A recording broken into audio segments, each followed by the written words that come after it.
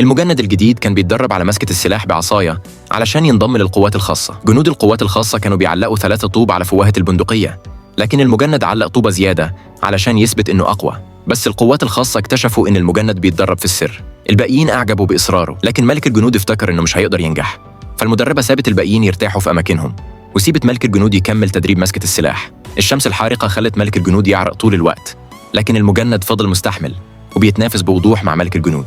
بالليل الضابطة راحت تكلمت مع المجند، نصحته ما يتسرعش واعتذرت له عن شدتها معاه، وقالت له كمان إن في تدريب قتال حي قريب، وطلبت منه يستغل الفرصة. من بعدها المجند شد حيله أكتر وقدم طلب يتحدى ملك الجنود، لكن فجأة الدنيا مطرت جامد. المدربة حاولت تقنعه يتنازل علشان ملك الجنود خدم أكتر من 10 سنين وهو لسه جديد. في عيون الكل ما كانش له أي فرصة يكسب، بس المجند رفض يستسلم.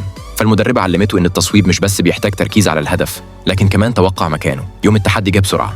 المجند وملك الجنود أصابوا الإزازة من على 800 متر، بعد كده زودوا المسافة ل 1500 متر، وبرضه أصابوا العلم. بعدين كان لازم يشيلوا 15 كيلوغرام ويجروا 30 كيلومتر لحد قمة الجبل، وبعدها يصوبوا على هدف على بعد 2000 متر. بس مدى بندقية القنص 1500 متر بس، وكانت الدنيا بتمطر جامد والرؤية ضعيفة جدا. المراقب اقترح يلغوا التصويب.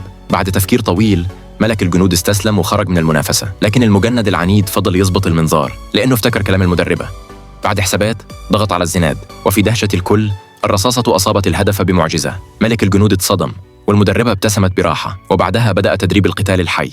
الهدف كان مداهمة العدو وإنقاذ الرهائن. نزلوا بسلام وصدوا العدو، لكن المجند حس إن في حاجة غلط. بسرعة لقوا مكان الرهائن وأنقذوهم، بس وهم فاكرين إن المهمة خلصت هجم عليهم مجموعة أعداء من كل ناحية. المدرب العام أعلن إن تمرينهم فشل بشكل غير متوقع.